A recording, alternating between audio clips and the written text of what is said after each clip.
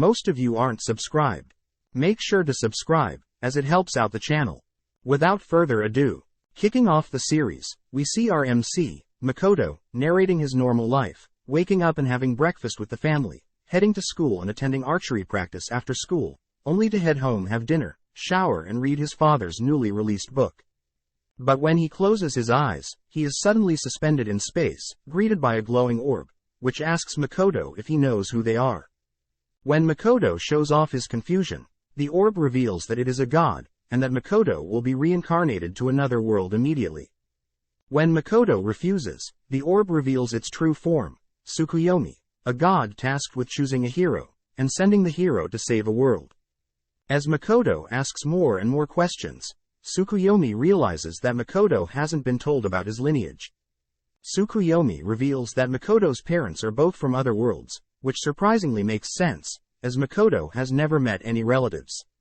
Wondering why he of all people is chosen, he learns that his parents had promised a god to give over one of their children, and knowing that he doesn't want his two sisters to be put in a tough situation, Makoto agrees to be chosen. Promising to deliver a message to his family whilst he's gone, Tsukuyomi bestows divine power onto Makoto in preparation for his duties, but Makoto suddenly begins to disappear, as Tsukuyomi warns Makoto to be patient with the goddess he's being summoned by, as she can be quite tough to deal with. Thanking Tsukuyomi for the advice, Makoto appears before the goddess, blinded by her divine beauty. As the goddess tells Makoto about her world being invaded by demons and spirits, she insults Makoto for appearing so ugly. Not taking a liking to Makoto, the goddess demands that Makoto leave, but Makoto gets heated, prompting the goddess to show off her power. Knowing she'll be fine without Makoto's help, she sends Makoto to the edge of her world, where orcs and goblins reside, but out of pity, she grants Makoto the ability to speak, read and write any language in the world. Just like that, Makoto is flung through the sky of this new world, fearing that he'll die from such a height. Suddenly Tsukuyomi appears, intercepting Makoto from falling further, and apologizing for the goddess's words, as he didn't expect her to outright reject Makoto. As good news, Tsukuyomi reveals that the world he had grown up in was far harsher on his body, compared to this new world, so Makoto doesn't need to worry about being weak, but he must still be wary, as he can still die. With Tsukuyomi's spiritual body disappearing, Tsukuyomi wishes Makoto the best, only to disappear, wishing to meet again in the future. With Tsukuyomi no longer holding onto Makoto, Makoto falls from a height, but just as Tsukuyomi predicted, Makoto is quite durable. Since Makoto has nowhere to go, he begins wandering around for 3 days, unable to find any humans, animals or food. As night falls, Makoto begins to feel lonely, crying out for anyone, only to hear cries for help in the distance. Focusing in on the sound, Makoto darts in the direction of the sound, seeing a pig girl and a two-headed dog about to devour the girl. Dashing at the creature, Makoto gives the dog a light kick, but unknowingly his kick tears off one of the dog's heads, killing it due to blood loss. Stopping the girl from running away from fear, Makoto introduces himself, showing the girl that he's not scary. As they chat, Makoto learns that he is currently in the wastelands, where no humans reside, and that the girl's name is Emma, a Highland orc. Wondering if he can visit Emma's village, Emma reveals that she can't return home, as she's been nominated as a sacrifice. Apparently, her village has been plagued with fog, so her village has been offering sacrifices to Shen, as a means to stop the fog from interfering with their crops' need for sunlight. Thanking Makoto for saving her, Emma brings Makoto to a place where he can finally eat. Sharing the table with some boars, they both reveal how they heard humans are terrible people, but think Makoto is a demi-human, as he is so ugly. Seeing Emma levitating some bowls, Makoto wonders what she is doing, to which she replies she is using simple transportation magic. Curious if he can learn magic, he asks Emma to show him a spell, where she begins channeling a spell, conjuring a fire in her hand. Going after her, Makoto shockingly mimics the fire spell, only to be instructed by Emma to imagine the fire as a ball, which causes Makoto to shoot the fire into a nearby wall. Amazed at how fast Makoto learned the spell, Emma asks about Makoto's level, bringing out a scroll, as a crowd gathers, believing Makoto is at least level 100. Upon touching the scroll, Emma announces Makoto is level 1, offering to teach him more magic, to cheer him up. The next morning, Emma wakes up, spotting a letter that Makoto had left behind. With the spells and equipment he had acquired yesterday, Makoto has set out to deal with this Shen creature, demanding sacrifices. Knowing he should at least warm up, Makoto is able to cast a fire spell without incantation. On top of that, by reshaping the spell in his head, Makoto is able to create a bow and arrow, firing off a single arrow that hits a target, exploding upon impact. Having not anticipated the massive explosion, Makoto realizes that there were some people he had accidentally blown up. As they talk to Makoto, he realizes that they are clearly bad guys, who feel sorry for Makoto, as he's destroyed Shen's property. As the bad guys perish, a red smoke begins to encase Makoto, who believes that Shen is meant to be a massive clam, like in the stories he's read, but here Shen is a dragon. Immediately dashing at Makoto, Makoto is barely able to dodge the dragon's movements, as the red mist is obscuring his vision. Encasing himself with magic, he begins to read the dragon's movements, dodging Shen's advances. Knowing that he can win, Makoto activates a hidden skill, allowing him to see Shen clearly, whilst casting several fireballs near Shen, who thinks nothing of Makoto's magic. But when struck by a single fireball, Shen sustains huge damage, wondering how fire could harm its fire-resistant body. With no time to think, Makoto sneaks in close, pummeling the dragon several times. Makoto brings the dragon to the ground. Believing the fight is over, Makoto drops his guard, allowing Shen to catch Makoto with some illusion magic. Brought back to his old life, Makoto is alone with Hasegawa, who suddenly confesses to him. Knowing that this is so strange, Makoto attempts to reject her, but is forced to accept her proposal to stop her from crying. After the confession is done, Makoto reveals that he knows this is all an illusion, as he reveals his hidden skill. Makoto can create a zone around himself, which allows him to manipulate the space however he pleases. This means he can also enhance his body, whilst in the zone. Thanking Shen for making him stronger, Makoto breaks out of Shen's illusion spell, but realizes that Shen is no longer hostile. Apologizing for attacking Makoto, Shen asks that he form a contract with it, offering to be Makoto's companion, and in exchange Shen wants to see Makoto's memories from another world. Seeing as there is no downside, Makoto agrees, which triggers the pact ceremony. With both Shen and Makoto glowing, Shen realizes that Makoto is too powerful, forming a 80-20 pact in Makoto's favor. Out of nowhere, Shen suddenly transforms into a gorgeous woman. Now in front of the newly transformed Shen, Makoto is kinda sad, as he wanted to soar through the sky, with Shen's dragon form, as it makes travel way faster. Shen reveals that since the pact between them is 80-20, in Makoto's favor, the weaker one normally is forced to take the form of the more dominant one, hence why Shen is now a human. Either way, Shen is fine with being a human, as whilst she had trapped Makoto in her illusion, she had taken a liking to Makoto's memories involving samurais from the Edo period. Realizing that Shen has taken a liking to his historical dramas in his memory, Makoto asks that Shen at least change her outfit, but Shen has no problem with Makoto admiring her beauty. Changing topics, Shen gets serious, creating a gate and revealing that she is in charge of a demi-plane in space, housing different demi-humans. Skeptical at first, Makoto soon realizes that this mysterious plane is massive, wanting to know more about this place. Shen thinks for a bit, but realizes this place was supposed to be a space of complete darkness, but has somehow changed since last checking. Approaching a persimmon tree, Makoto and Shen munch on some delectable fruit, all whilst Makoto spots several plants that he recognizes. Activating his skill, Makoto expands his zone, scanning the area in the zone, only to realize that this place is huge. Wondering about the endpoints of this demi-plane, Makoto learns that things can only enter and exit this area through Shen's mist, so the gods may be unable to directly interfere with this demi-plane. Wondering if they could create a village in this town, Makoto asks Shen if she was terrorizing the Highland orcs, learning that she had nothing to do with it. Knowing that they should clear things up, they head out of Shen's mist, only to spot Emma frantically running towards them. Barely with any breath, she asks Makoto not to fight Shen, but Shen butts in, introducing herself.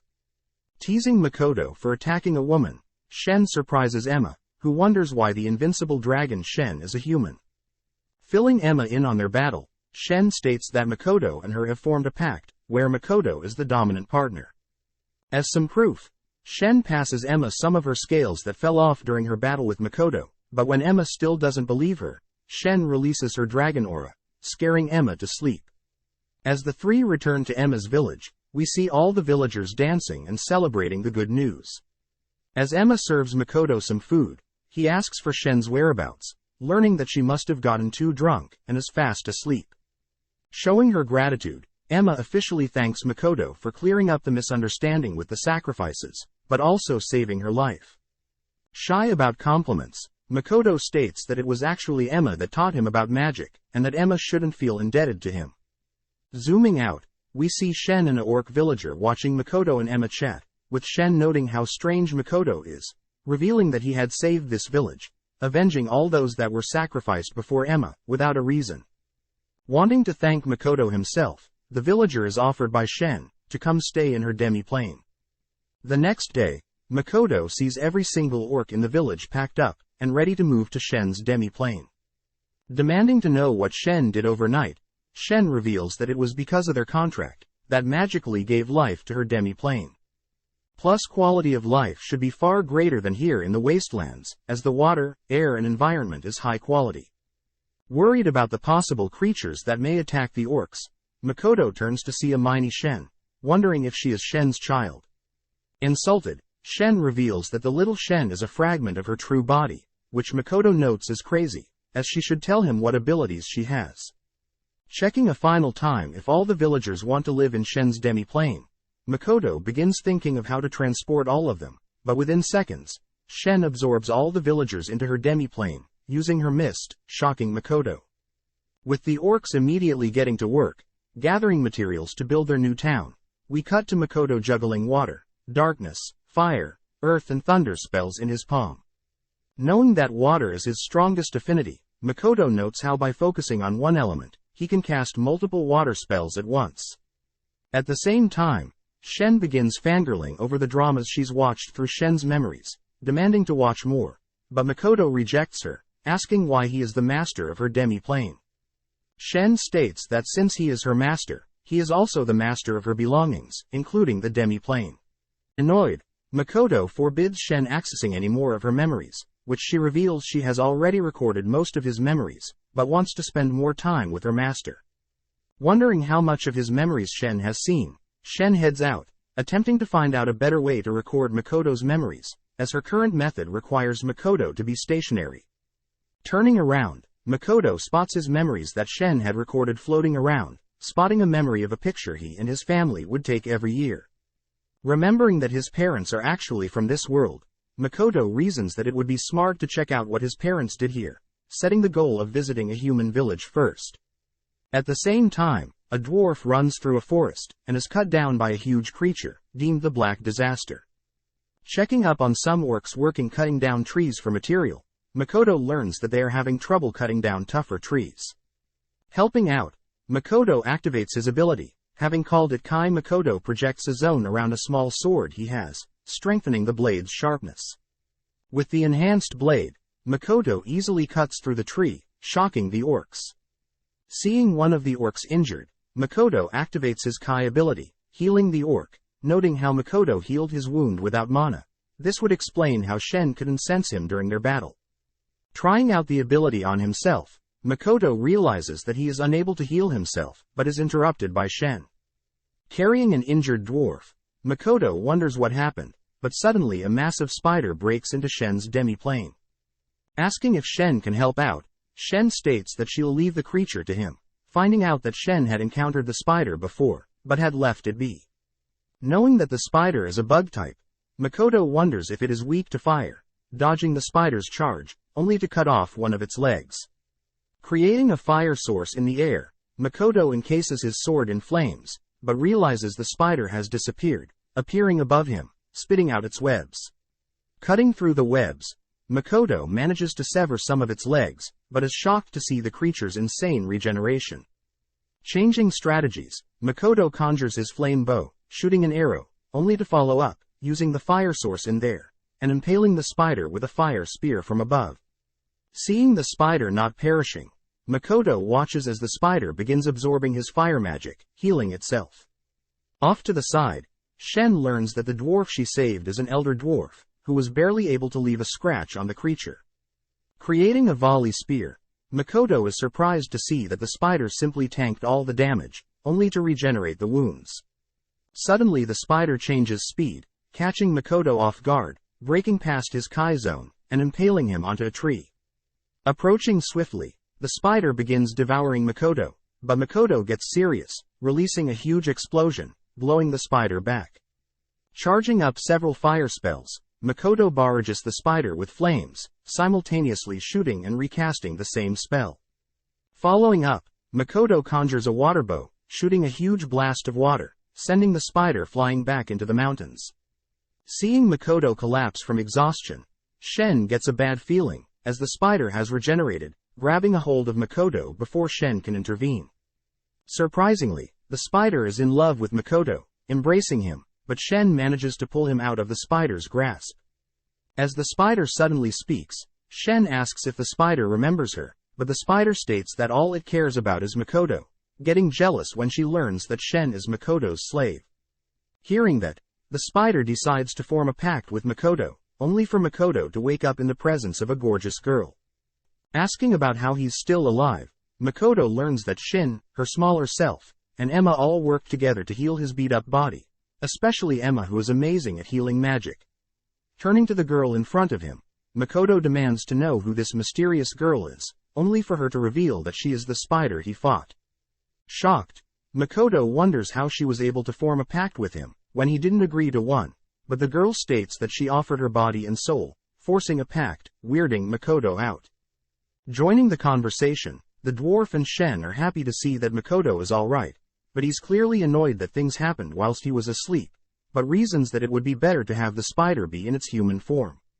Speaking up, the dwarf asks if he can chat with Makoto privately, to which Shen adds that this dwarf is a special subrace of dwarfs known as elders, able to craft sacred or noble artifacts. Introducing himself as Baron the Elder Dwarf, he thanks Makoto for getting rid of the black spider, as his village will live in peace. But Makoto knows that Shen had made up the lie regarding the spider becoming a girl, saying Makoto was able to break the curse, as a way for the dwarf to accept what is happening. As a request, Baron asks if he may move to this area where Makoto lives, surprised that Makoto has no problem with that. But Shen butts in, demanding that Baron and his village must plan out the town, provide armaments and pay tax for using the land. With Baron accepting the conditions, he notes that it may take a while to convince the heads of his village, but Shen gives Baron some of her scales, which Baron knows can be used to bribe villagers to relocate. Wanting to find out what his parents had accomplished in this world, Makoto has been traveling every day by foot, as a means to find civilization. Finally spotting a human village off in the distance, Makoto is called by Shen, who has something important to talk about. With both Shen and the spider girl there, they both demand to be named by Makoto, as their old names are boring. Thinking of boring names, the girls get annoyed, refusing to accept such ugly names, even fighting for who will get named by Makoto first. With Shen pushing the spider girl over, Shen asks Makoto to give her a name, growing anxious that Makoto can't think of one. Pondering for a bit, Makoto settles on Tomo, inspired by the most feared female samurai in history. Suddenly Tomo begins to glow, stating that when a servant is named by their master, they'll receive a strength boost, but Tomo also mentions how different names will give different boosts. Nonetheless, Tomo likes the name Makoto has given her, prompting the spider girl to ask for a name as well. Asking the spider girl if she prefers to be named something, she states that she'll humbly accept any name from Makoto, her self-proclaimed husband. Thinking for a bit, Makoto decides to give her the name Mio, representing her new life as a human, along with his preferred element, water. Seeing Makoto put so much thought into naming her, Mio can't help but fall deeper in love with Makoto, but he states that it isn't that deep. A little time later, Tomo and Mio had set up a ceremony, welcoming all the new species sharing that land, whilst also introducing their new names. Letting the crowd decide, everyone agrees to call Makoto, young master, with Makoto forced to accept that title. Taking a chance to greet the new species personally, Makoto chats with the leader of the elders in the dwarf village, In disbelief that Makoto, a human, is able to command Mio and Tomoe, such powerful creatures. Eld wonders if Makoto is being instructed by a god, which makes Makoto think of the goddess that turned him away, growing more and more angry with every thought of the goddess. Seeing Makoto dislike the goddess, Eld gets happy, revealing that he and his village personally disagree with the gods themselves. Next, Tomo introduces her followers, the 1001st lizards, creatures with affinity of water and air, and all don beautiful blue-green scales. But Makoto asks that Tomo should have told him she has followers, which she adds that there will be too many to go through. Up next, Mio introduces her followers, the Alk, creatures that can regenerate just like Mio. Seeing her followers so quiet, Mio threatens to eat them if they don't serve Makoto properly, prompting them to introduce themselves. Wrapping up the ceremony, Makoto asks that Mio and Tomo fill in Eld on the rules for living here, asking that the girls are free to choose where they'll be living, and that they should keep the bickering to a minimum.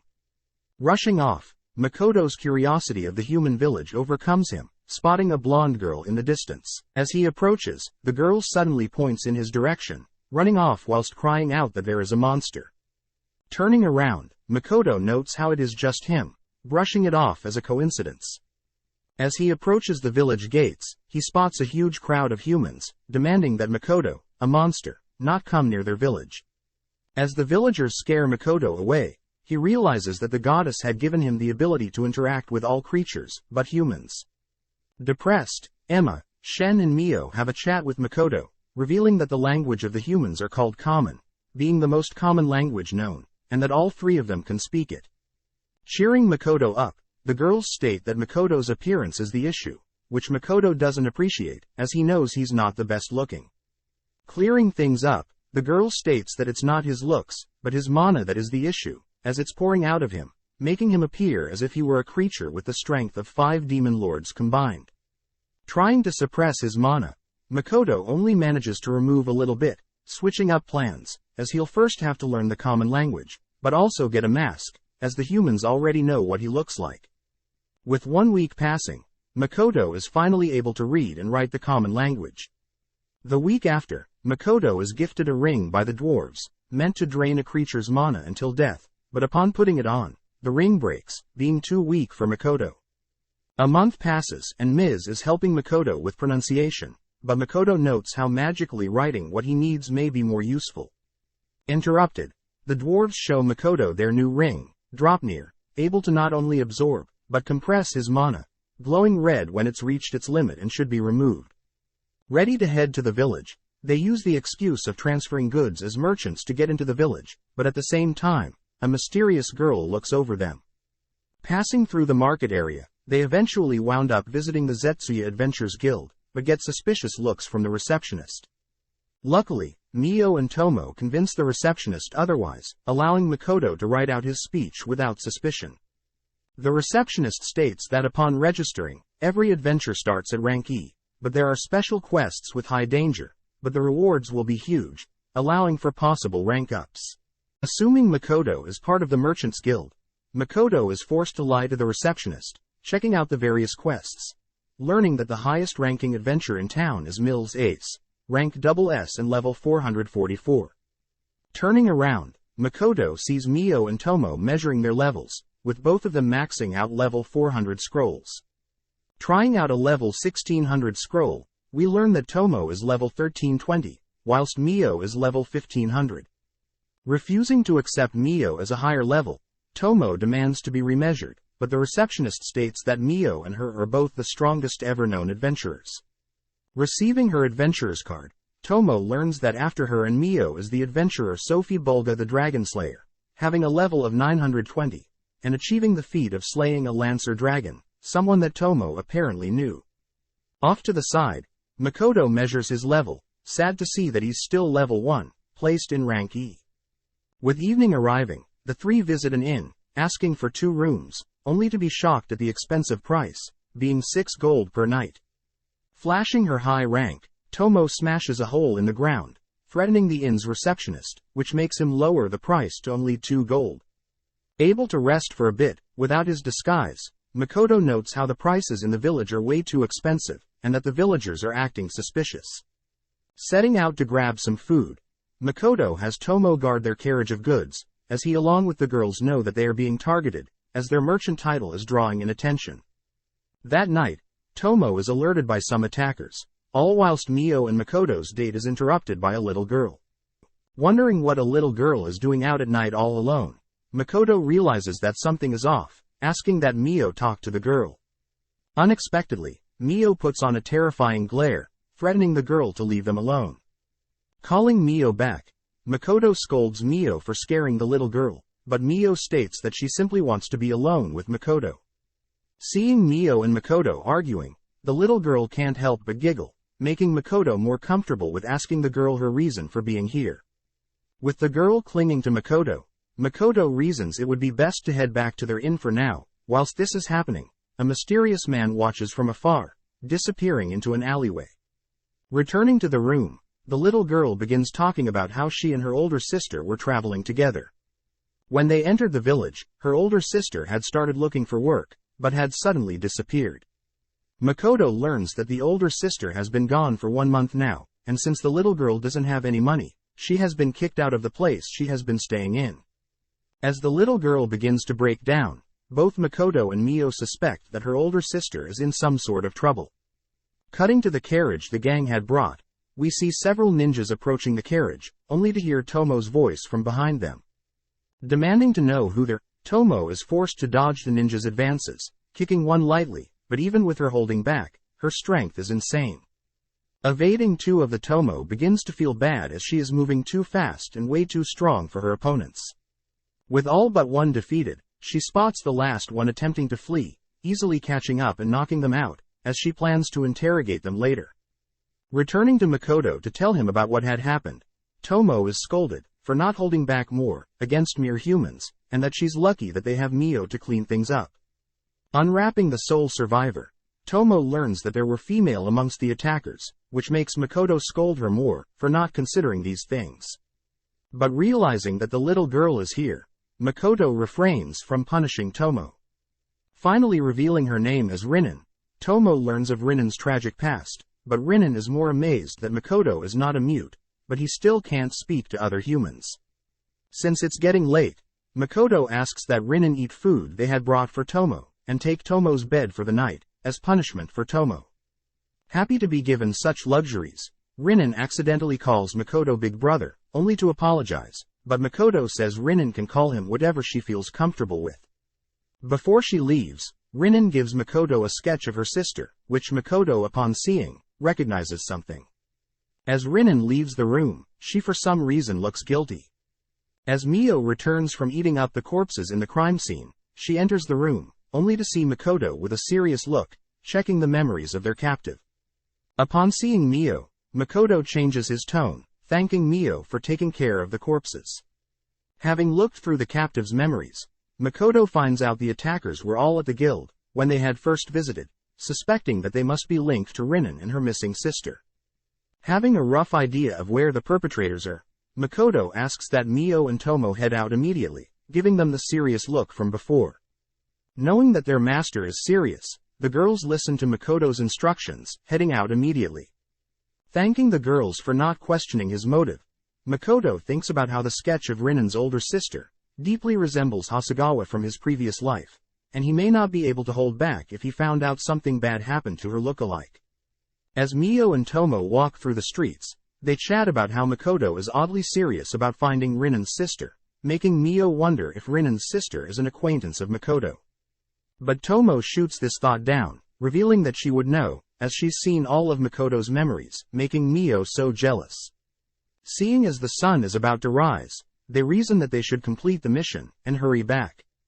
Taking Rinin out to help with some exchanges, Makoto tells Rinin that they'll help find her sister, but is surprised that Rinin can drive a wagon.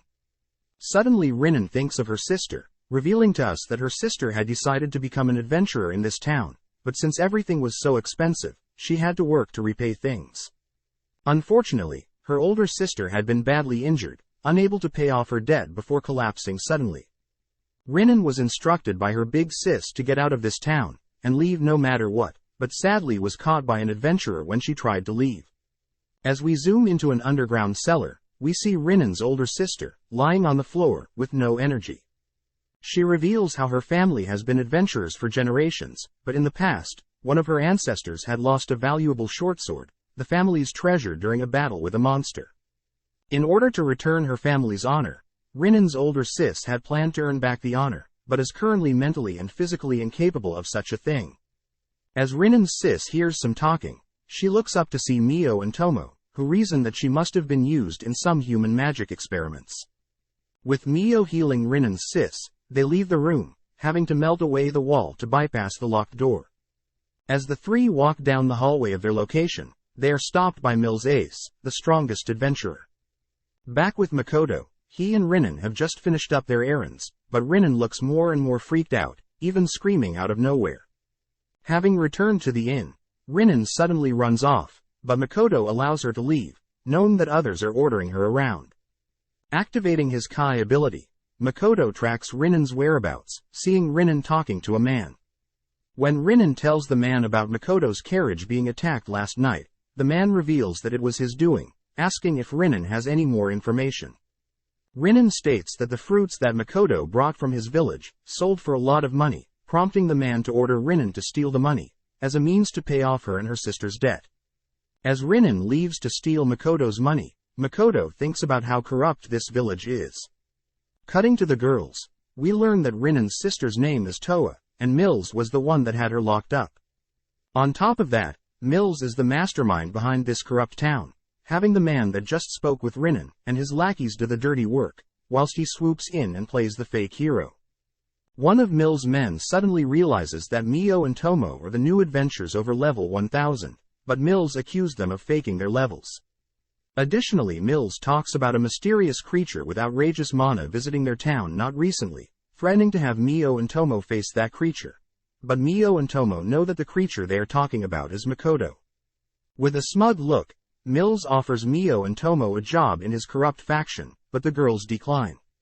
Wondering why the girls would turn down such a thing, Mills insults Makoto, but this triggers the girls, as they both throw a single punch in Mills' direction, but Mills reveals an almighty shield, the clay Aegis, nullifying the girls' punches. Cutting to Rinnen, we see her guilty of lying to Makoto, wondering if she should even steal from Makoto. Back with girls, we see them now fired up. Tomo takes the first strike, easily blasting through the clay Aegis, blowing Mills' men away, along with landing a direct hit on Mills. As Mio walks after Tomo's decimation, she stops in front of Mills, slapping him silly, before carrying on. Tomo is then seen walking up on the man that has been manipulating Rinnen, trapping him in her illusion, only for the two to blow open the building, sending Mills flying away for good. As Tomo and Mio fight over who had slaughtered more people, we see Rinnen finally reunited with Toa, who Makoto notes is an exact copy of Hasegawa, except for the hair color. As Rinnen and Toa take a nap, Makoto ties up Mio and Tomo, flinging them out of the town with his bow, as punishment for destroying the village and losing control. With the village all destroyed, the gang along with Rinnen, Toa and some other captives by Mills, all decide to head to the village, Sieg. Arriving at the closest adventurers guild, one of the men that tagged along tells the receptionist about how their previous village was decimated by mysterious monsters. Whilst this happens, Makoto thinks about how Tomo had used some of her mind manipulation magic on everyone except Rinnen, and Toa's memory in the previous village had been altered to believe monsters destroyed their village. With the receptionist wondering if the monsters still exist, she's introduced to Mio and Tomo, who she doesn't believe is actually over level 1000. Makoto states that they've already registered with the previous guild, but the receptionist says their data must have been lost when the village was decimated, and they'll have to re-register. Hearing this, Makoto speaks with Tomo privately, who is worried Makoto is still angry about her fighting with Mio. Instead, Makoto tells her about knight errantry, a samurai who trained and honed their skills until a deadly degree. Hearing this, Tomo wonders if she was like that samurai, she'll not only surpass Mio, but also gain the praise of Makoto. Making up her mind, Tomo asks that she begin training on her own, which Makoto allows, having expected her to take the bait. As Tomo runs off to train, Mio thinks about how she will be able to spend time with Makoto, but we zoom out to see that the others are along for the ride. As the gang continue their travels, to Sieg, by carriage through a forest, Rinnen notices Mio mad at first, but is able to cheer Mio up, by complimenting her and Makoto's relationship. Suddenly, Makoto erects his Kai barrier, spotting several bugs up ahead, asking Mio to deal with them. Mio immediately accepts, facing the creatures. With a single swing of her fan, she kills all the bugs, impressing everyone. Asking that they continue down the forest, Toa interrupts, asking to be able to collect the bug's corpse, as they are quite rare material. Knowing that this will only be a waste of time, Makoto is suddenly distracted by Toa's body, giving in to her request, but this makes Rinin and Mio glare at Makoto. Collecting the bug's eyes, the gang continue on their path, setting up camp and resting when it's dark, riding when the sun's out, and battling through and collecting the material from monsters in the forest. With so much raw material collected, Makoto is reminded that he had created a trading company for goods, calling it the Kuzunoa Trading Company. Suddenly the gang encounters creatures with ruby eyes, quite a rare species. Asking that Mio deal with them, Mio gets annoyed that the others are asking her to kill the creatures, but not damage their eyes, head or wings. Knowing that he should deal with this himself, he learns that the abdomen is the most vulnerable spot, but the girls are scared he's too weak, as he's technically level 1 in their minds. Readying his bow, Makoto focuses, easily shooting down each and every creature, impressing the girls, with the elven girl in particular, believing that Makoto's bow is high-tech. Makoto is unable to explain that his bow and arrows are ordinary, as the others are too busy harvesting the valuable materials from the creatures. Finally arriving at Sieg, Makoto is re-registered, sad to see that his level is still 1, even after slaying those creatures in the forest. With Makoto asking that Mio wait for Tomo to have them both re-register at the same time, Makoto visits the quest board, spotting only rank A and B quests, looking at a special quest by the Rembrandt Trading Company in particular. Since it's special, Makoto can accept it regardless of rank, realizing that this quest is asking for ruby eyes. Suddenly Toa interrupts Makoto, telling him about her rank up during their adventure, pleasing Makoto, as he asks that they split the goods they acquired. Asking for one of each of the goods, and most of the ruby eyes, Makoto apologizes for hogging the valuables, but the others are simply happy Mio and Makoto helped them get here. Seeing everyone's sad faces, Makoto states that they should at least throw a party to celebrate their parting ways, which pleases everyone.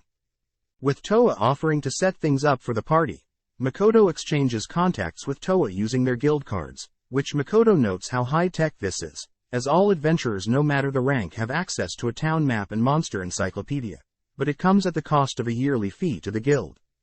That night, Mio and Makoto meet up with the others for their party, at a tavern. Seeing that they offer meat, Makoto can't help but dig into a huge chunk of meat. Watching him, Louisa the Blessed Gunner, an elven girl that's rank A- and level 108, talks about how she can barely sense Makoto's presence or desire, amazed that she has never seen anyone use a bow like Makoto. Next Mio glares at Hazel, who is an alchemy master who's rank B+ and level 114, learning that Makoto plans to use the ruby eyes he acquired from their trip for a special quest he found earlier. Next is Renina, who's a dwarven priest knight, rank B+ and level 122. Quite drunk, Renina challenges Makoto to an arm wrestling contest, but is surprised when she's defeated by Makoto. Finally, Toa is revealed to be a dark thief, with rank A and a level of 125. As the party comes to an end, Toa asks more about Makoto's special quest, but upon hearing it's from the Rembrandt Trading Company, she warns Makoto about some rumors she's heard regarding them.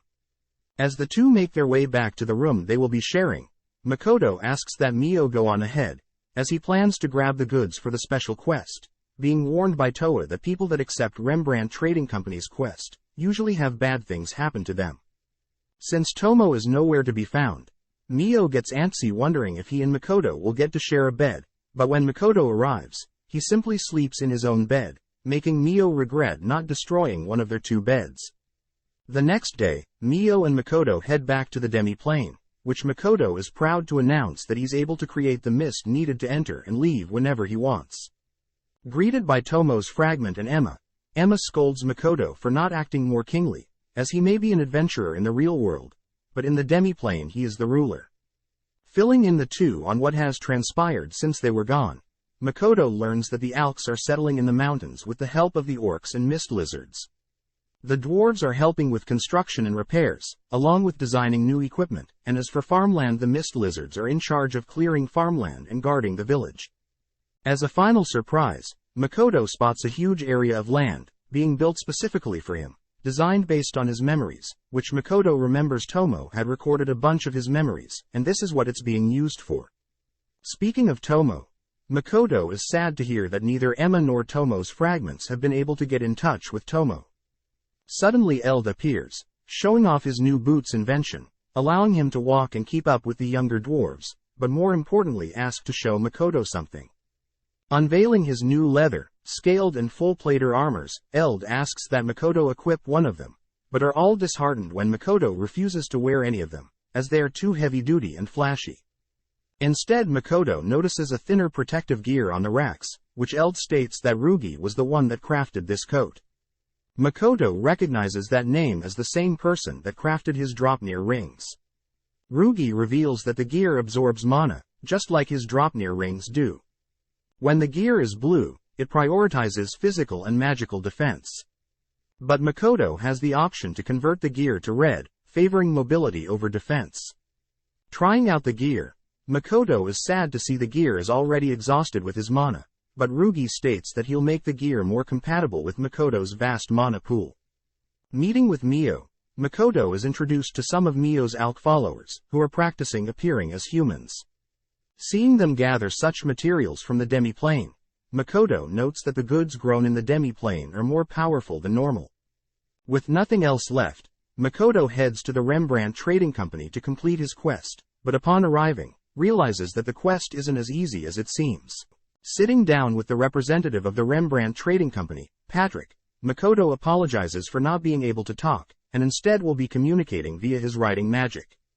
Perfectly fine with this, Patrick's butler enters, as Patrick asks about how long Makoto's been an adventurer, as Patrick is aware of most adventures in this town, but doesn't recognize Makoto's name.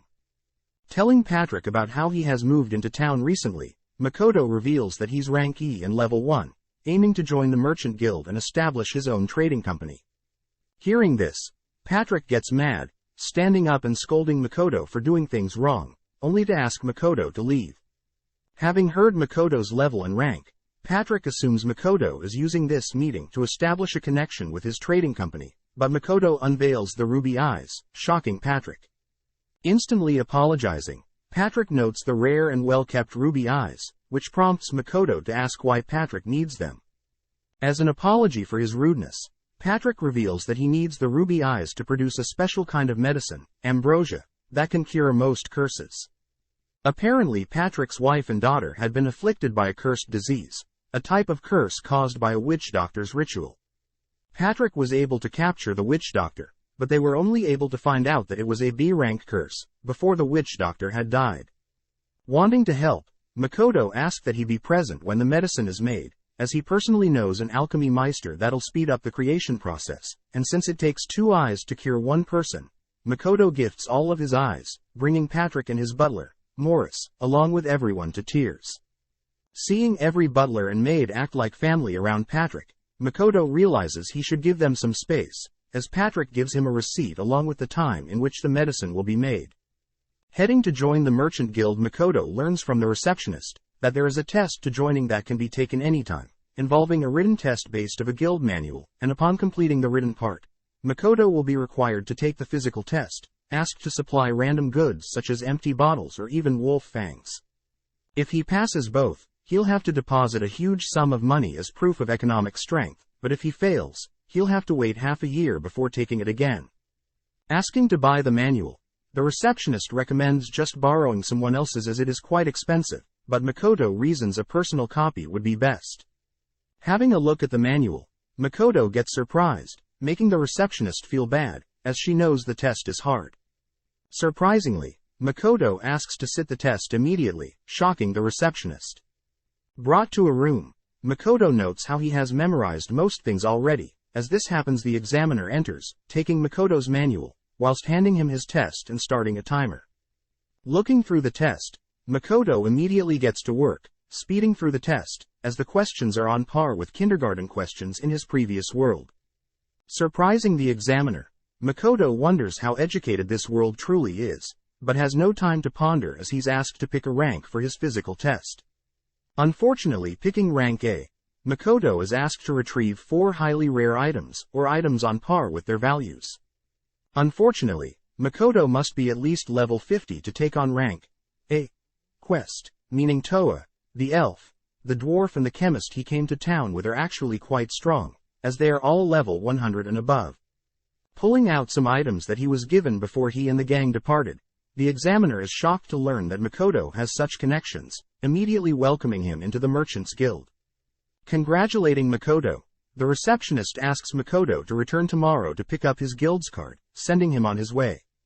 In the meantime, we cut to Tomo, who is seen training hard to become a knight-errantry, slaying countless creatures, even bringing a crab back to the demiplane.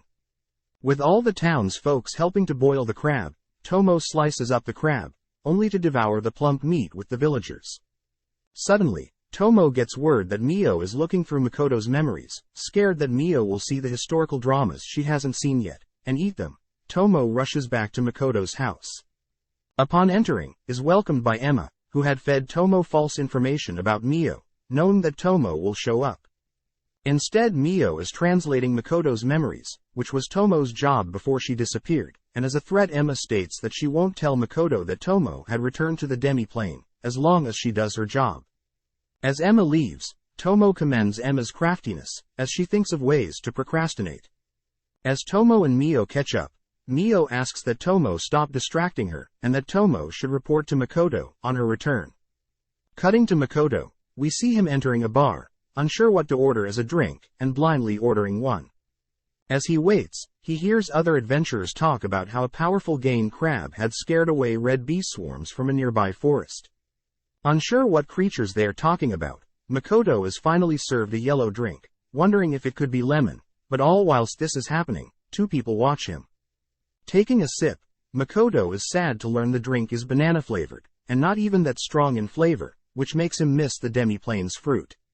Following Tomo's fragment, she is seen sneaking some fruit, only for Makoto to appear through some mist, teasing her for stealing.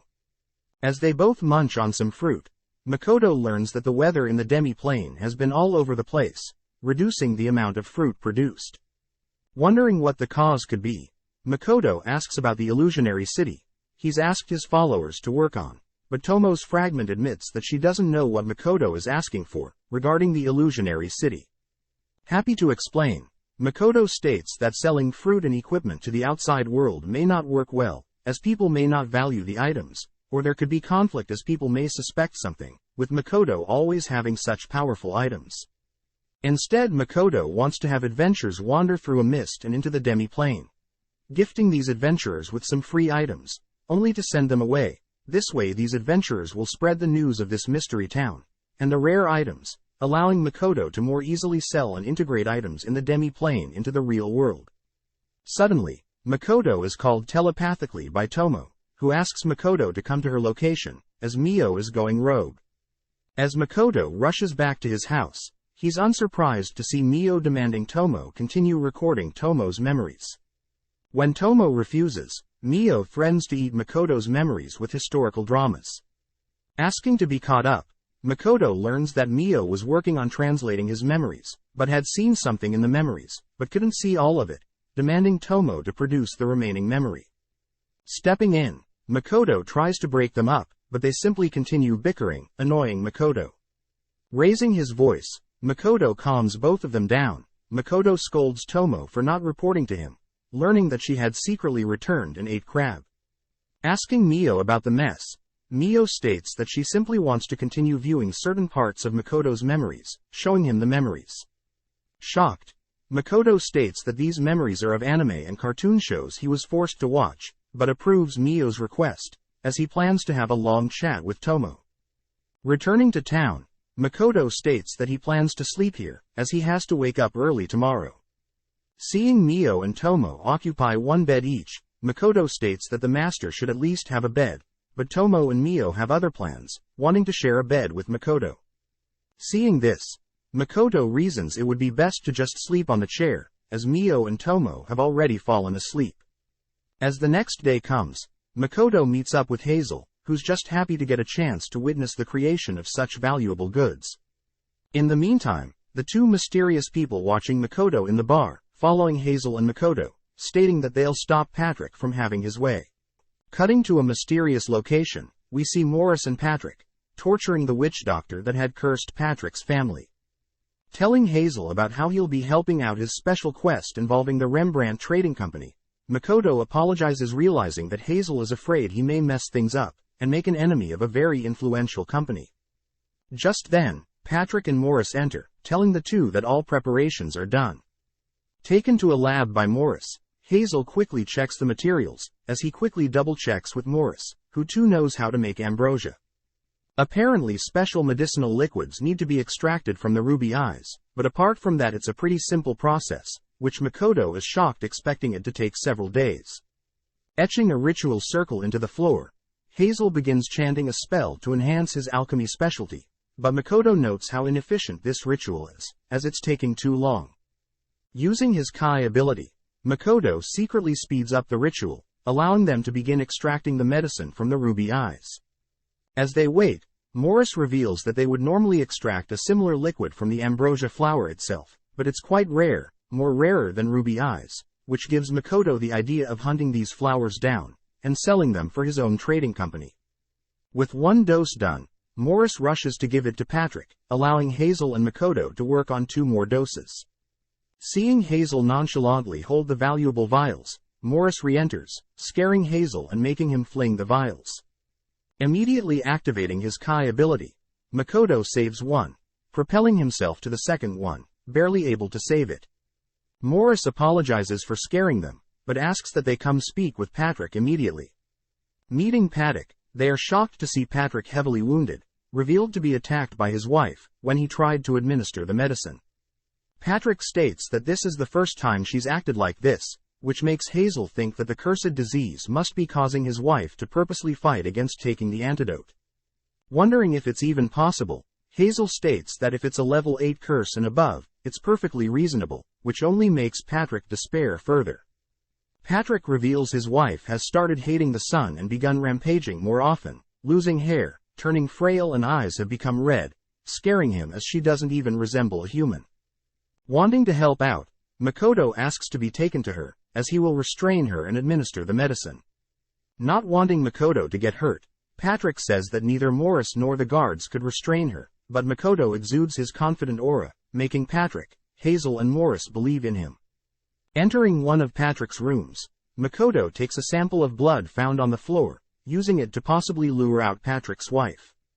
Asking everyone to stay back until he's restrained her, Makoto slowly approaches Patrick's wife's room, but is surprised when she smashes through the door, pouncing and swinging at Makoto, only to retreat and stand guard. Reminded of his sisters, Makoto remembers how his sister used to perform judo moves on him, copying such moves, to lock Patrick's wife in an armbar, immobilizing her. Calling for Patrick to administer the medicine, Patrick allows his wife to bite him, giving him the opening to feed her the medicine, instantly restoring his wife, Lisa, back to her human form. Up next, Makoto heads into Patrick's first daughter's room, realizing that it's dark, immediately activating his Kai ability, so as to not underestimate the cursed daughter. Locating her, Patrick is able to heal her daughter, leaving only the second daughter. Finally entering the second daughter's rooms, Makoto is surprised to hear the girl talk, but takes the opportunity to hold her down, officially healing Patrick's entire family. Thanking Hazel for the help, Makoto takes off first, as Hazel stays to continue to produce some spare medicine. Outside, Makoto spots Mio and Tomo, who he knows both just want to re-register at the guild. Before Mio can ask Makoto a question, one of the people that have been following Makoto encases the three in fire, but Makoto is able to escape the fire trap. With the two stalkers impressed with Makoto's movements, they are shocked to see Mio and Tomo unscathed, as they both wanted to gauge the strength of the fire spell, stating how it's laughable when compared to Makoto's. Out of nowhere, other strangers appear, numbering more than 20. With a smug grin, the leader of the pack offers to pay the girls to join their side, which Mio agrees to, as Makoto had telepathically asked her to sit out, afraid Mio and Tomo will fight over who defeated more, and destroy the town again. Now surrounded, Tomo gets fired up, but is instructed by Makoto to not kill anyone. With the strangers charging them, Tomo and Makoto take it slow, simply dodging and evading their advances, but after a while Tomo goes wild, using the back of her sword, as to not mortally wound anyone. With only the two stalkers left, they realize that they are in trouble, asking Mio for assistance, but Mio glares at them, as she doesn't want to speak to weak people like them. Suddenly one of two begin chanting a teleportation spell, prompting Makoto to rush in, canceling the spell, but also accidentally knocking the person out. With no way out, the final man, Lime Latte, reveals himself as the strongest adventurer in this town, readying his sword, which Tomo notes is a fine sword. With Lime approaching, Tomo easily disarms and destroys Lime's blade, tripping him, only to take her sword out to finish him off. Before she can knock him out, she glances at his memories, seeing children innocently playing in an orphanage, making Tomo stand down for now. Crouching down, Makoto begins asking questions, asking why Lime had placed a killing curse on Patrick's family, but Lime states that he thought the curse was meant to only put them to sleep. Flashing back, Lime reveals that he was talking to a fellow adventurer several months back, learning that the Rembrandt Trading Company has caused many to lose their jobs or take risky ones that may cost them their lives. Mentioning how some adventures from an orphanage Lime is aware of, Lime's friend offers a suggestion, which Lime was unaware of, that led to the witch doctor's curse, but he was led to believe the curse was a sleeping curse. Asking Tomo to check his memories, Makoto confirms he's not lying, letting him go, but first Mio takes all of his gold, as payment for sitting out.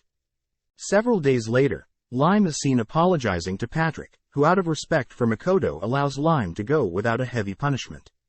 As a way to atone, Lime states that he'll stop being an adventurer. Later that day, Lime is seen sitting under a tree, greeting Tomo, surprised to hear that Tomo knows all about him. With nothing to hide, Lime reveals how he had always been supported by his orphanage, and as a result when he heard that adventurers from his orphanage were dying, he was mindlessly tricked into doing something horrible. Asking Tomo about Makoto, Tomo states that Makoto is quite mysterious, but changing topics, Tomo offers Lime a position to work for her, and in exchange she will protect the orphanage that he loves most. Knowing Tomo is more than capable, he accepts, prompting Tomo to gift him a new sword, a katana, along with a huge lump of gold coins. Following Patrick and Morris, we see Tomo listen into their conversation, as they discuss how they'll have to intervene if Makoto's trading company ever overtakes theirs, leading Tomo to wonder if Rembrandt's trading company is hiding something. With Makoto and the girls all returning to the demi-plane, they all sit down and enjoy a meal together, but Emma suddenly brings up some bad news. Asking Emma about the issue, our trio learn that the lizardmen and the orcs tasked with protecting the demi-plane have grown depressed, knowing that they'll never be able to defeat their masters. Mio wonders if they should let someone else train them, but Tomo asks Mio to use her head, as the followers may think their master may have abandoned them. Hearing Tomo insult her, Mio suggests she and Tomo exercise a bit, but Makoto orders them to not fight. Wondering how strong these lizardmen are, Makoto asks to visit them himself, asking Tomo to rally them, but she can't be bothered. On top of that, it seems Mio's ALK followers are all individually strong, not experiencing any dissatisfaction, and have even begun producing medicine and experimenting with alchemy. Erecting his Kai ability, Makoto listens to some orcs having lunch, overhearing them talk about how Mio and Tomo are undefeatable, only allowing the strongest to even land hits. But Makoto is worse, as no one can even come close to touching him when he's using his bow, but if you're somehow able to get close, he'll simply create a massive explosion, sending everyone back. As the orcs chat, they wonder if the lizardmen feel the same, as different races never get to see each other train. Feeling bad about going hard on the orcs, Makoto wonders what he should do, but is distracted by Mio, who has taken a liking to tomatoes. Pleased to hear that, Makoto suggested boiling them, or even dehydrating and soaking them in oil. As Tomo meets up with them, she reports that her lizardmen are experiencing similar things, unable to overcome their weakness. Hearing this, Makoto realizes that the orcs and lizardmen are not talking to each other, which Emma states that species keep their tactics confidential. Pondering for a bit, Makoto thinks about what would change if the orcs would use the lizards' fighting style or vice versa. But Emma doesn't understand, prompting Tomo to step in and ask Emma if she thinks that the orcs or lizardmen would grow stronger if they remain how they are. Just then, Tomo gets an idea, which Makoto makes her promise will not cause any casualties. Gathering all the orcs and lizard men, Tomo sets up a duel between the greatest warriors from each species, in a one-on-one duel. Calling out a representative from each side, Tomo's fragment announces Agaras, the representative for the Highland orcs, and from the Mist Lizards Liddy. With both courageous warriors taking the fight seriously, the duel begins, prompting Liddy to blast Agaras with a wind roar, only to pounce on Agaras. Remaining calm, Agaras conjures a shield, halting Liddy's advances. Now on the offense, Agaras smashes his axe into the ground, blowing Liddy back, but Liddy takes the chance to carve up Agaras with his wind roar, moving in for the finishing blow. But Agaras had wanted this, grabbing a hold of Liddy's tail, only to slam Liddy into the ground, ending the battle in Agaras' favor. Seeing it as now as the perfect opportunity, Tomo states that although both warriors put on a good show, they are completely hopeless when compared to Mio, Tomo or Makoto. Picking the crowd's brain, Tomo states that they may be weak compared to our trio, but this doesn't give them the excuse to continue to stay how they are. Therefore Tomo announces that every 7 days, every orc, lizard, dwarf and alk will be asked to participate in individual matches, with a rank assigned to each person. Hearing this, the crowd fears that they'll be revealing their tactics to other species, but Tomo scolds them, as hiding their secrets are the least of their worries, as by ridding themselves of their ego, and learning from others, is truly the only way to even come close to our trio's knowledge and power. With Makoto chiming in, he too states that growing, learning and competing with each other, will allow them all to become true warriors, naming the system the demi-plane rankings. Returning to town, Tomo and Mio once again compete to see who has the higher level, but unfortunately Mio remains the stronger one, with a level of 1500 and Tomo with a level of 1340. Seeing Makoto with the girls, the receptionist tells Makoto about how Lime, the rank 1 adventurer in town, had retired, and asks Makoto to find a suitable replacement. Thinking for a bit, Makoto says he knows a couple rank 100 adventurers, which Makoto then asks Tomo to train Toa's party, knowing Tomo is more than capable. As Makoto leaves, Tomo thinks about how Makoto's attitude when talking about Toa is serious, therefore Tomo deduces that Toa resembles someone in Makoto's past life. Knowing this, she reasons it would be best for her to train Toa and her party, and make them leave Makoto's life as fast as possible. Immediately brutally training Toa and the others, Tomo puts them through hell, tasking them with fighting huge beast creatures, but immediately Tomo is forced to step in trapping the creatures, as Toa's party are about to lose. Asking them individually, Tomo demands to know why Louisa, the elven archer and Toa the assassin decided to attack head-on, scolding them for being too reckless simply because they're high level. Next, Tomo questions Hazel on not using his earth and water magic, which surprises everyone, as he's only been able to use healing magic. Seeing as there is no other way, Tomo teaches them a strategy, asking Hazel to lay out a trap for the creatures, and Louisa to reposition herself, to shoot from afar. Releasing the trapped creatures, the party are shocked to see some of the creatures stuck, allowing Louisa to easily snipe them. But Tomo asks the party to be on guard, as there are more coming. Tomo instructs Renina the dwarf to tank the incoming swarm, allowing Toa to stealthily sneak in from behind and slay them. With this Tomo states that Hazel only needs to heal when needed, and cast water and earth spells to help with offense. With the party training until sunset, Tomo congratulates everyone, but sets their next goal of conquering a creature's den, filled with 100 of the same creatures they've fought today. Hearing this, the party states that they're still too weak, but Tomo states that she knows they are able to achieve such a feat, ordering them to rest for today, but tomorrow she expects them to report back to her, succeeding in conquering the creature's den. The next day, Tomo waits at the guild for Toa's party, learning that the den she had assigned is actually quite impossible for Toa's party. The location is known as Death Wish Road, as the location is near the Tinnarak forest, where many adventurers have gone missing. Just then, Toa and her members return, completely beat up and having used up all their resources, but they complete Tomo's quest, making a name for themselves in town.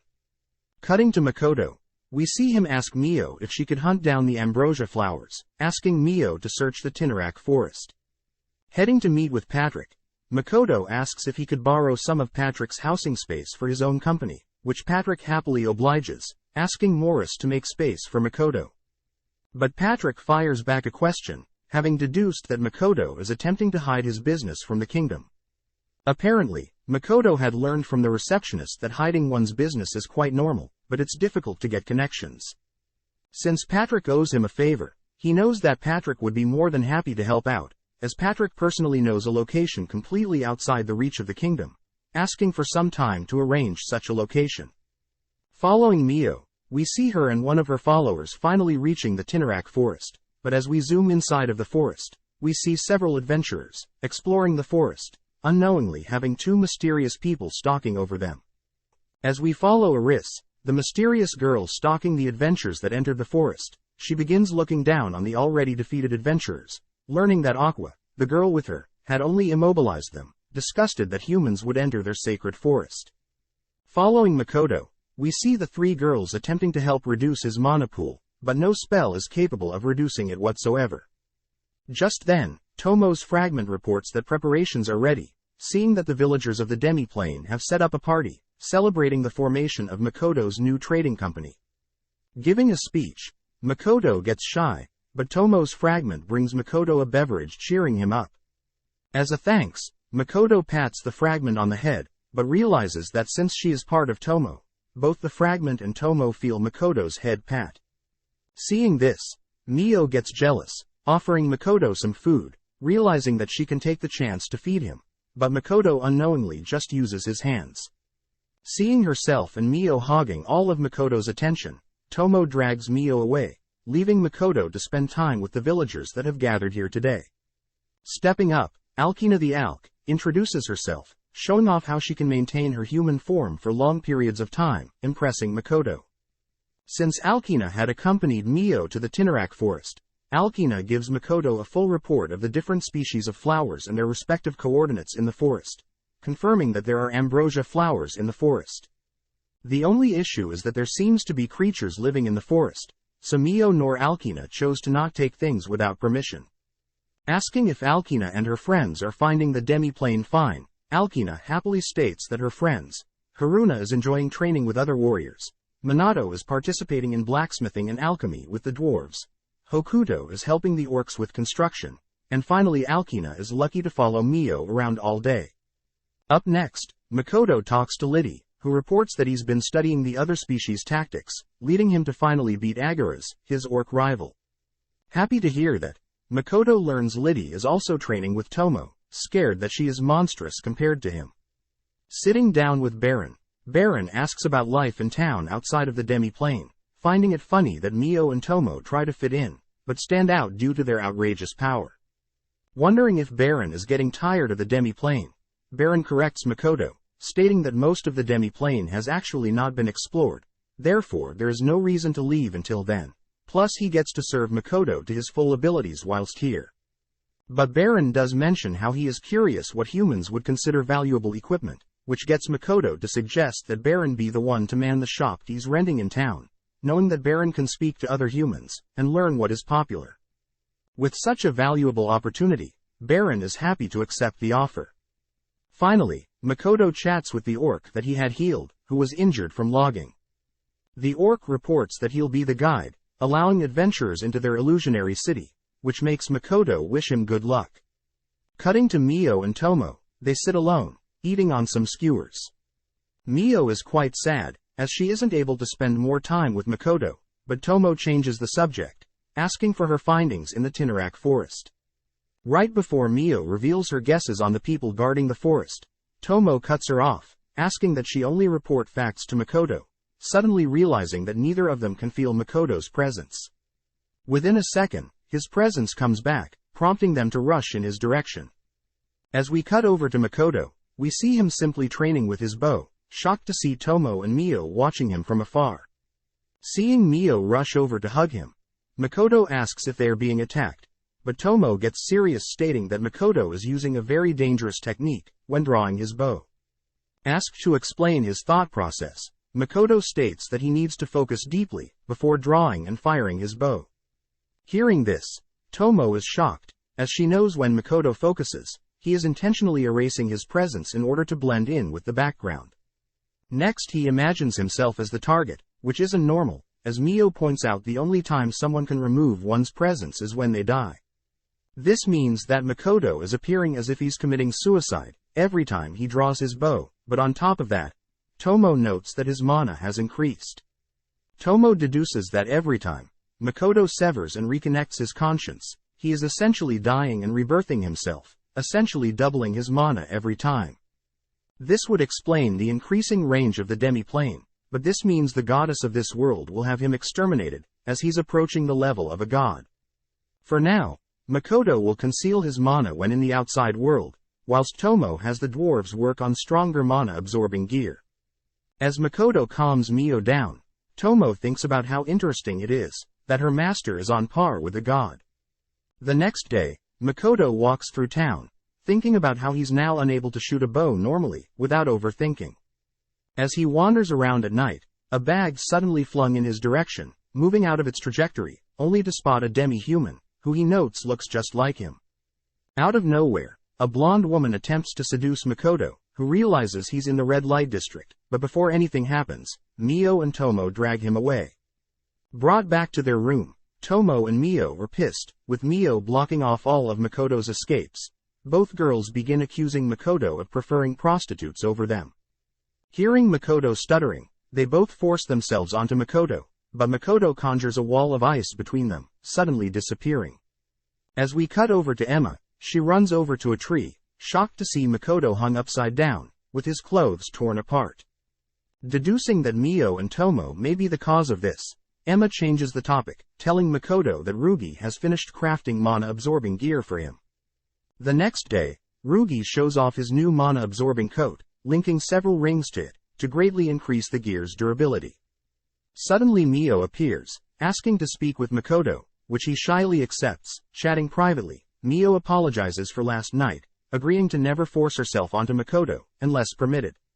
Changing topics, Makoto announces that he'll be visiting the Tinnarak forest, to negotiate the ambrosia flower for his trading company, but Mio states that it'll be a waste of time, and instead she'll just forcibly take it. But when Makoto offers to have only Mio and him visit the forest, she forgets about terrorizing the forest, as she can be alone with Makoto. Now passing through the forest, Makoto and Mio make their way to the ambrosia flowers, with Mio spotting some adventurers following them, casting her web, so they don't interrupt her date with Makoto. As they approach a large field filled with ambrosia, they reason they should ask for permission before plucking them, holding hands as they make their way through the field. Suddenly Makoto and Mio are stopped by Aqua and Aris, pissing Mio off, as these people are interrupting her special time with Makoto. To make things worse, the three adventurers following Makoto and Mio appear as well, which Makoto recognizes one of the adventurers to be the girl from yesterday. Suddenly, Aris and Aqua accuse Makoto, Mio and the adventurers of stealing their land's goods, prompting Aris to suddenly conjure an ice spell, scaring everyone away. As Makoto runs away, we see the blonde girl from yesterday running alongside him, ordering him to protect them. With Aqua personally firing some flame arrows at them, Makoto is able to sense the attack in time, erecting his Kai barrier, and protecting everyone from further harm. Carrying Mio, Makoto runs alongside the adventurers, who demand that Makoto save them. Annoyed, Makoto suddenly hears Tomo's voice, chatting via telepathy. Asking if Tomo knows who the attackers are, Makoto asks if Tomo can help out, but Tomo refuses, jealous that Makoto is on a date with Mio, going as far as to hold her hand. Explaining his situation, Makoto says he'll allow Tomo to pursue katana making and rice farming as hobbies if she helps out, which she immediately agrees. Immediately coming up with an idea, Tomo asks Makoto to create a smokescreen, where Tomo can then create and drag the adventurers into the demi-plane via mist, where they'll visit the illusionary city, both protecting them and getting rid of them. Additionally, Tomo suggests Makoto feed her some of her favorite food, as she's currently in a sour mood. Channeling a fireball, Makoto shoots the ground beneath the adventurers, creating a smokescreen to allow them to be taken away by Tomo. Whilst Aqua and Aris are distracted by the friendly fire, Makoto cuts his own hand, feeding his blood to Mio, which Aqua and Aris find creepy, but this is enough to make Mio happy, complimenting the delicious meal she was fed. having just witnessed something strange. Iris begins casting a powerful ice spell, wanting to end this quickly, but as she slowly channels magic into her wand, Mio intervenes, slowly absorbing the magic, impressing Makoto. Following up, Makoto casts a bright beam of light, using it to distract Aqua and Iris, giving Makoto the opportunity to destroy Aqua and Iris's wand and bow, but to be safe, Mio ties them up. Whilst this is happening, the adventurers are welcomed by Tomo's fragment, having successfully made it to the illusionary city. With Aqua and Iris now bound, Makoto can clear things up, stating that he has no intentions of stealing from this forest, and instead is willing to exchange items of equal value. Hearing this, Iris and Aqua introduce themselves, offering to lead them to their village, where the elder of the village will talk to Makoto. Moving deeper into the forest, Makoto and Mio are taken to the forest ogre village, but Makoto can't help but sense a barrier looming over this village, one that Makoto recognizes. As they walk through the village, Iris states that the barrier helps protect their home, along with the precious ambrosia flowers, but they soon reach the elder's house. Greeted by Nilgistory, the representative of the leaders, Makoto learns that these people in the forest don't consider themselves elves, but claim to be forest ogres, drawing strength from normal means, whereas elves draw strength from spirits. Just then, Nilgistory's son enters Adano, who glares at Makoto only to scold the elders for refusing to accept that they are elves, even though they are descendants of elves. The elders reason that forest ogres create the woods, compared to the elves who depend on them, but Adano states that is irrelevant, mentioning how a dragon barrier is weakening. Turning to Makoto, Adano listens to how Makoto is only a merchant, here to trade goods, but Adano knows that if Makoto is capable of taking down Aqua and Iris, Makoto is more than a merchant. As Adano leaves, Nilgistory apologizes for his son's behavior, asking that Mio and Makoto stay, asking the two more questions.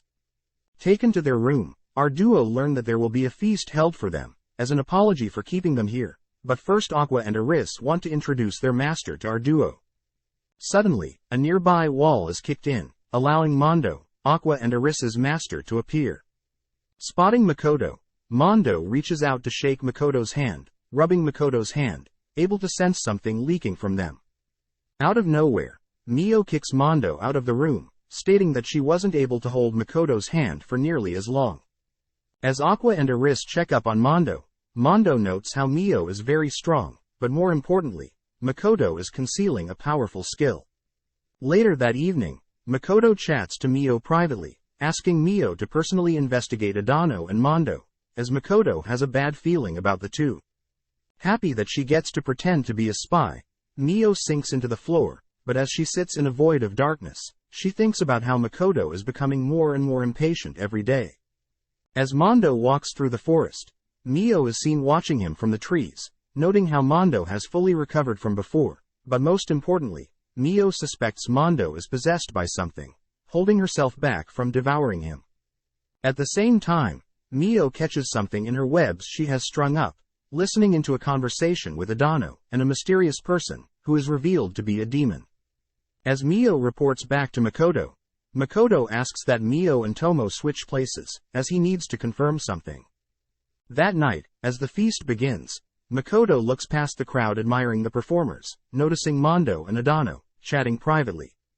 As Mondo gets more and more aggressive, suddenly a mysterious undead appears from Mondo's body. Turning to Adano, the undead absorbs Adano's life force, killing him, whilst also tossing Mondo's unconscious body aside. Seeing this, Makoto slowly approaches the undead, deducing that since the undead most likely has an immortal body, it must be a lich, which the undead confirms. Sadly, since Makoto knows its secret, the lich begins channeling a potent spell, stating that if Makoto evades his spell, the whole forest will be destroyed. Hearing this, Makoto takes the spell head on, revealing that any spell that affects his status is immediately neutralized, as he mimics Mio's spell from earlier, consuming the lich's magic before it can cast its spell. On top of that, Makoto strips the magic surrounding the lich, leaving only its skeletal body, too weak to even stand. As a crowd forms, Tomo finally arrives, helping Makoto send the lich to the demi-plane, so Makoto can talk to it later. At the same time, the elders of the forest thank Makoto, revealing that they had planned to assassinate Makoto during the feast, but before they can continue, Tomo butts in, greeting Nilgi story. Tomo reveals that she was the great dragon that erected the barrier around this village, asking everyone to respect Makoto, as he is now her master.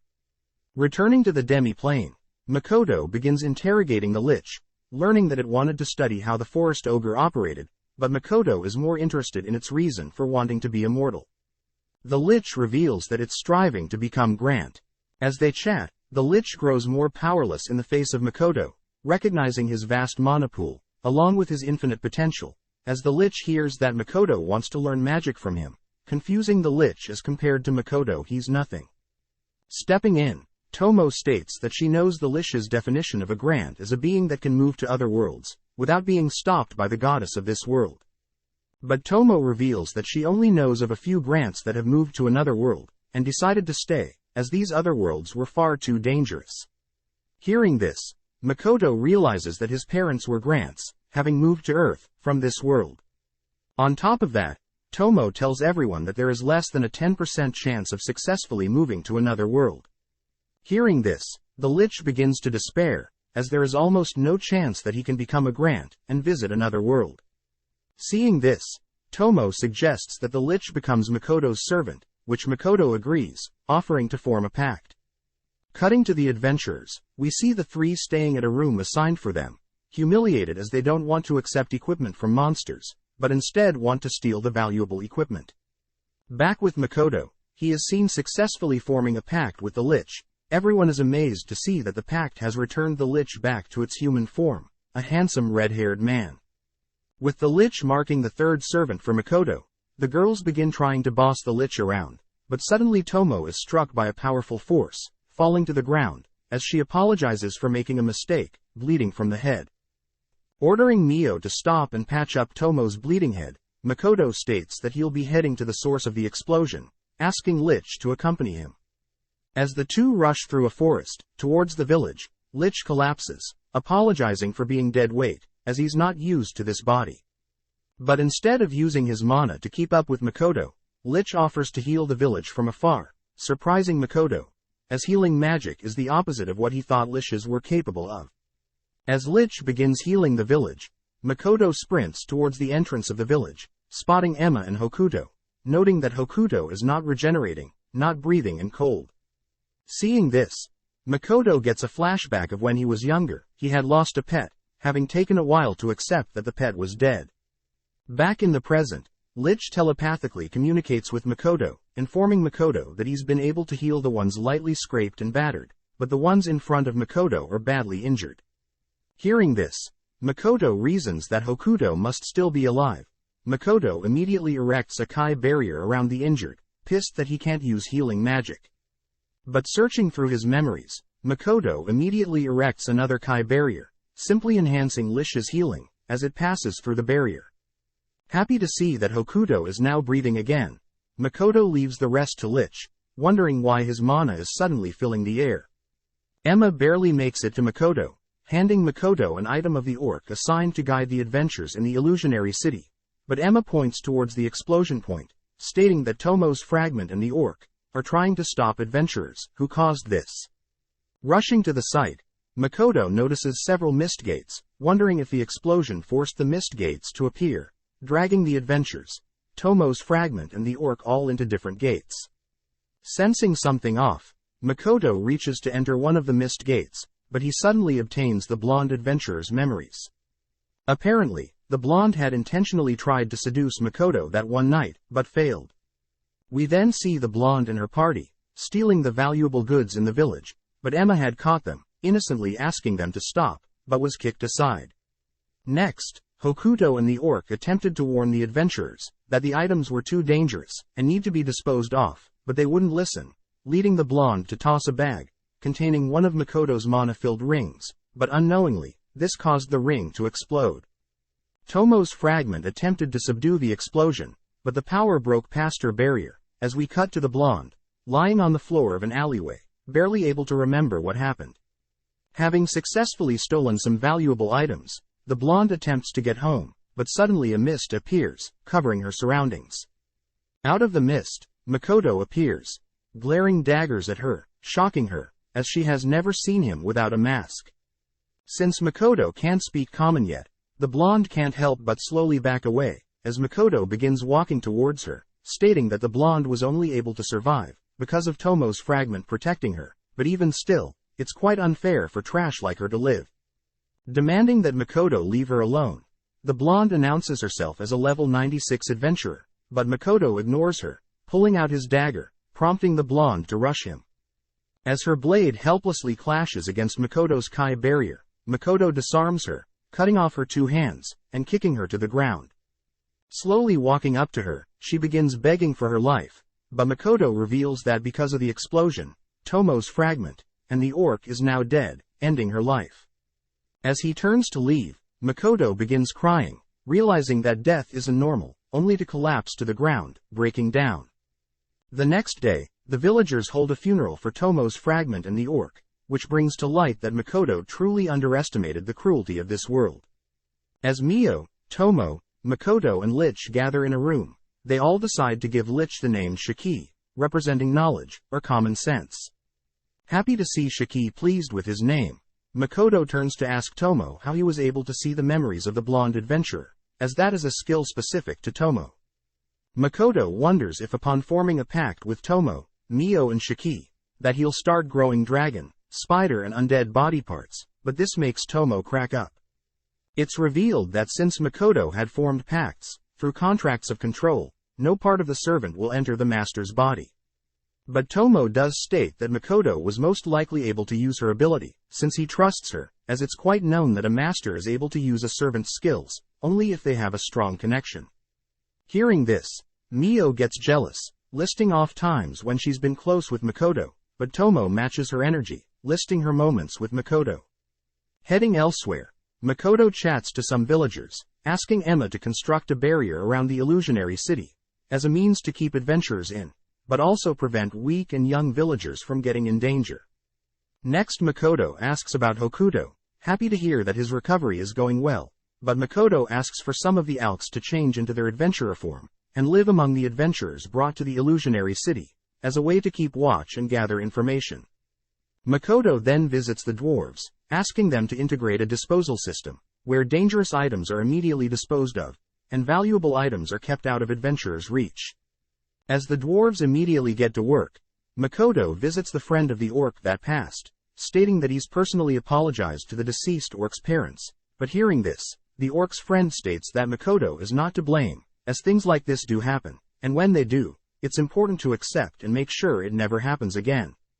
As Makoto and Shiki wrap up their rounds for the night, Shiki notices Makoto acting strange, but Makoto says he's simply been thinking about the future of the demi-plane.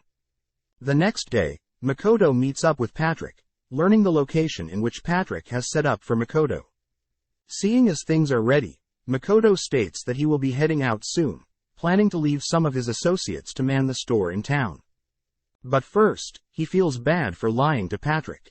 Taking off his mask, Makoto reveals his face, but this doesn't shock Patrick or Morris, as Patrick was fine loving his family when they became monsters. Sitting down with Mio and Tomo, the girls are jealous that Makoto is only bringing Shiki on his travels, but Makoto reasons that since Shiki was a former human, it would help greatly, as Makoto wants to learn more about this world's humans, gods, magic, demons and especially Grants, hoping to learn more about his parents, since Makoto plans to attend a school in this world. As a parting gift, Makoto gives Tomo and Mio fragments of his memories, each containing hobbies that Mio and Tomo may be interested in, whilst Makoto is gone. Reluctant to accept them, the girls state that they'll work on gathering more species in the demi-plane, and help grow the store here in town, whilst Makoto is gone. As Makoto and Shiki bid farewell to everyone in town, they make their way to a magic circle, meant to help with travel, but upon stepping on the circle, the goddess of this world intervenes, transporting Makoto to an unknown location, leaving Shiki, Mio and Tomo, searching for Makoto's location. Cutting to Patrick and Morris, they narrate how there is news of nearby cities, gathering their heroes, to finally start a war with the demons. Looking around, Makoto senses bloodlust, barely able to dodge, but in exchange, Makoto loses some of his fingers. As Makoto looks towards his enemies, two mysterious people, a girl wielding a powerful sword, Sophia, and a young boy, Mitsurugi, both giving off powerful auras. Attempting to grasp the situation, Makoto hears Sophia and Mitsurugi accuse Makoto of being the goddess's representative for the humans, wondering why the goddess has sent a demi-human. Trying to communicate with Mio, Tomo or Shiki, Sophia notices Makoto distracted, rushing in to strike, but Makoto luckily blocks her slashes with his barrier. Even with his Kai barrier, Sophia is still able to knock him back, but Makoto reasons he should stop his bleeding first, using his bowstring to tie off the wound. With Sophia impressed with Makoto's skills, Makoto takes the chance to use his writing magic to ask why they are attacking him, a fellow human, but the two reveal that they have sided with the demons, making them enemies by default. Hearing this, Makoto projects his Kai barrier past the mountains blocking his view, realizing that there are both human and demon armies gathered. Not wanting to be caught up in a war between the humans and demons, Makoto wonders if he should escape into the demi-plane, but that would be too dangerous for the weak villagers. Needing more time to think of a plan, Makoto converts his blue code to a red one, prompting Mitsurugi to warn Sophia of Makoto's mana-covered body.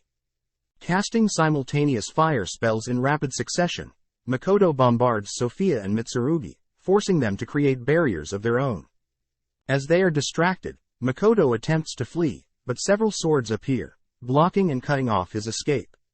Seeing Makoto fleeing, Sophia with the help of Mitsurugi, chases after him, disappearing temporarily, only to appear behind Makoto. Luckily, the coat he's wearing is able to block a fatal strike, prompting Sophia and Mitsurugi to wonder if Makoto is being unfairly blessed by the goddess. Putting on a ring, Sophia claims the ring will absorb all of the goddess's divine protection on Makoto, but this only pisses Makoto off. Makoto states that he is not working with the goddess, which surprised the two, as they both witnessed Makoto enter through the goddess's golden light.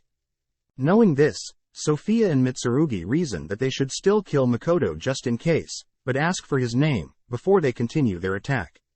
Introducing themselves first, is Sophia, the strongest adventurer in this world, and Mitsurugi, known as the Lancer Dragon, which Makoto remembers as an acquaintance of Tomo. Seeing as they are short on time, Mitsurugi and Sophia prepare to attack, but Makoto is now ready to counter. Taking off one of his rings, Makoto makes use of all the mana stored in it, creating a barrier for himself, but annihilates the surrounding area around him.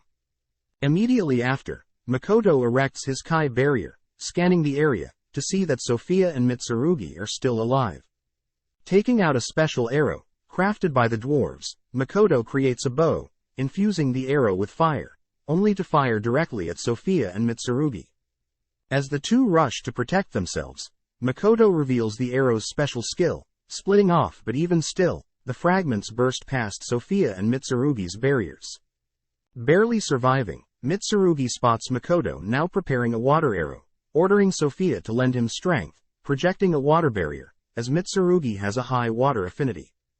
As the water arrow strikes his water barrier, the arrow begins creeping through, surprising Mitsurugi, as this means Makoto's water affinity is greater than his.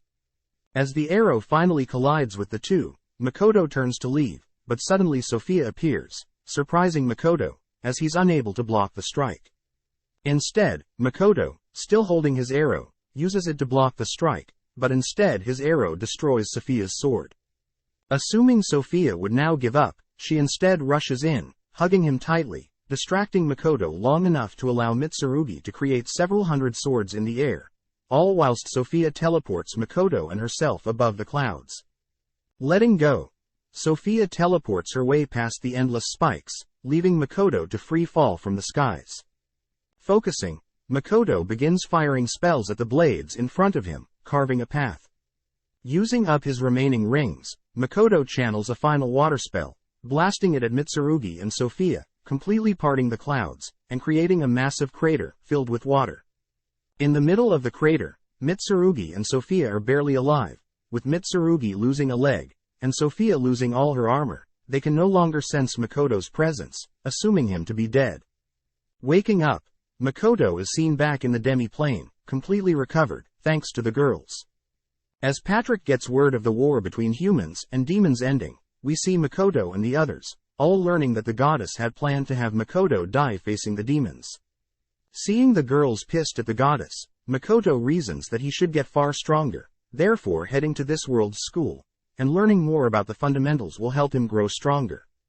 This time, the girls want to follow him, not wanting something similar to happen, but Makoto states that he wants to keep the girls' existence a secret, as the goddess may already know about Shiki. Changing topics, Tomo says she wants to introduce Makoto to someone, asking for her new fragment to come out.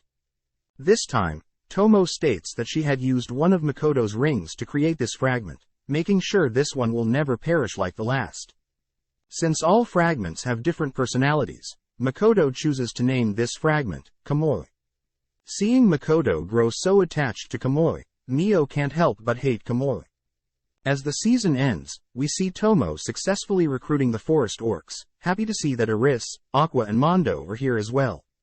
Several days later, Makoto is successful with opening his store, showing off the dwarves' masterful craftsmanship, and the demi-plane's valuable items and fruits, which draws in attention from everyone, including Toa and her party, along with Lime.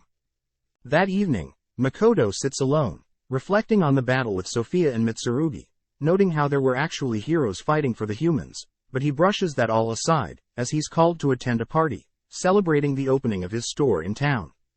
Thanks for watching. Subscribe, like and comment.